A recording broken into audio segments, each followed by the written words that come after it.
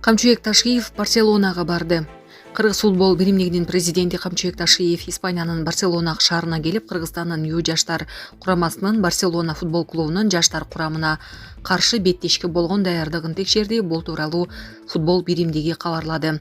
Эртеңки испандык клубдун жаштар курамына болгон оюнга Ташиев өзү дагы күбө болот.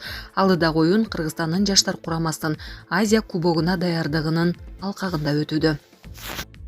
Бишкектеги батирдеги жарылуу, 62 жаштагы аял көз жумду. Бишкектин Кокжар конушундагы газ жарылган үйдө жабыркаган 62 жаштагы аял көз жумду. Бул тууралуу шаардык клиникалык тез жардам ооруканасынын башкы дарыгери Алмазбек Кубатбеков 25 январда тастыктаганын Спутник маалымат агенттиги жазды. Анын айтымында аялдын денесинин 60-70% күйүп, ооруканага оор абалда түшкөн. Бейтап дароо жанандыруу бөлүмүнө жаткырылган. Тилекке каршы эртеси күнү каза болгон. Кырсыктан аялдын 38 жаштагы кызы дагы жабыркаган. Кубатбеков анын бети колу күйгөнүн, учурда ооруканада дарыланып жатканын кошумчалады. Абалы туруктуу.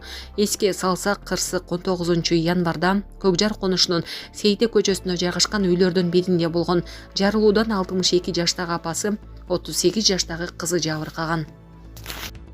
Орусияда кыргызстандыктар бараткан эки жол тандабас оодарылып кетти. Орусиядагы Барнаул-Алейск унаа жолунда 23 январда Кыргызстандын жарандары катышкан авто кырсык катталды. Бул тууралуу жарандык коргонуу, өзгөчө кырдаалдар жана өрт коопсуздугу кызматынын Алтай аймактык башкармалыгы билдирди. Унаалардын биринин айдоочусу экинчисин чиркегичке сүйрөп баратып, жолдун тайгак тилкесинде рулду башкара албай калып, эки унаа тең оодарылып кеткен. Биринчи унаанын айдоочусу денесинен жеңил жаракат алган. Ал ооруканага жаткырууну талап кылган эмес. Кырсыктын башка катышуучуларынын 3-өө тең Кыргызстандын жарандары болуп чыкты. Алар жабыркаган эмес. Куткаруучулар керектүү жардамдарды көрсөтүшкөн деп айтылат маалыматта. Москва шаарында жашап жана эмгектенесизби? Медициналык кызматтар керек, бирок алар сизге кымбат жана сапатсыз сезилет. Умбем клиникалар тармагы сиздерге өз кызматтарын сунуштайт. Бүгүнкү күндүн талабына жооп берген заманбап жабдыктар менен кесипкөй дарыгерлер сиздерди күтөт. Бизде сиз стоматолог, тиш дарылоонун бардык түрлөрү, уролог, невролог, лор, терапевт, хирург, окулист, педиатр, УЗИ жана башка дарыгерлердин кеңешин алып дарылануу мүмкүнчүлүгү бар. Умбем клиникалар тармагы бул жогорку сапаттагы медициналык жабдыктар менен камсыз болгон профессионал дарыгерлер. Сиздердин ыңгайлуулук үчүн Умбем клиникаларынын Москва шаары боюнча 3 медициналык борбору иштейт.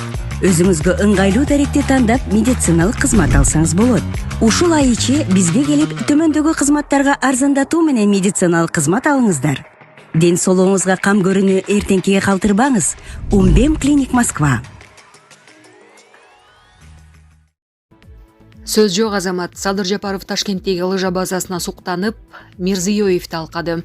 Өлкө башчы Садыр Жапаров Өзбекстандын президенти Шавкат Мирзиёев менен Өзбекстандагы лыжа базада жолугушту.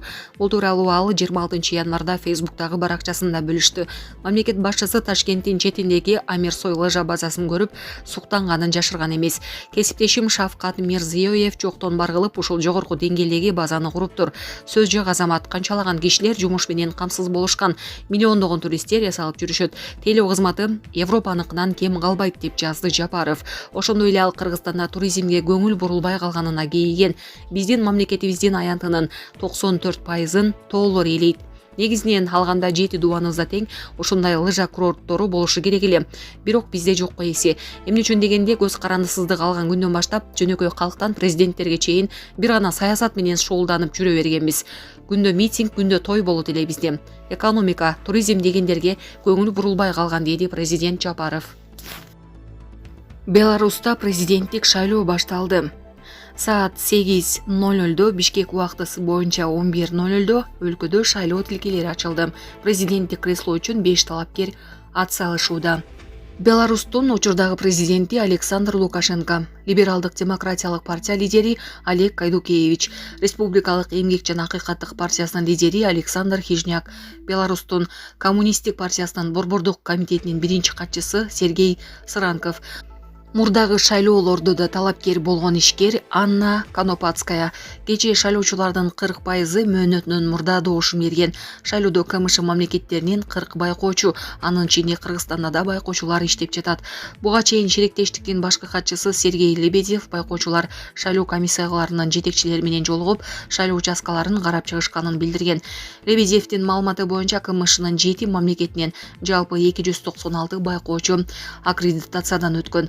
Өлкө конституциясына ылайык мамлекеттин жетекчиси 5 жылга шайланат. Шайлоонун жыйынтыгын БШК 5 февралга чейин жарыялашы шарт.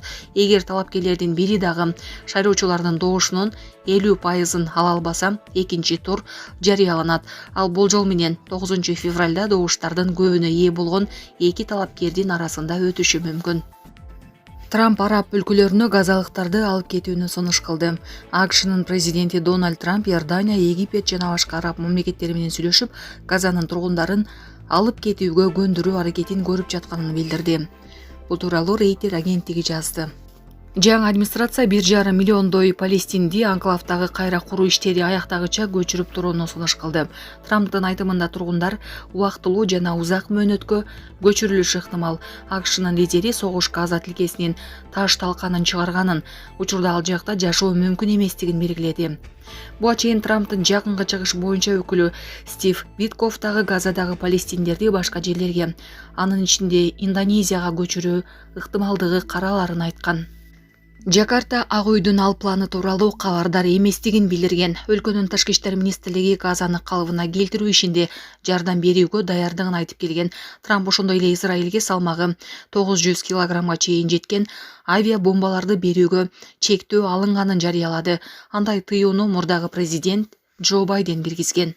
Булак Азаттык.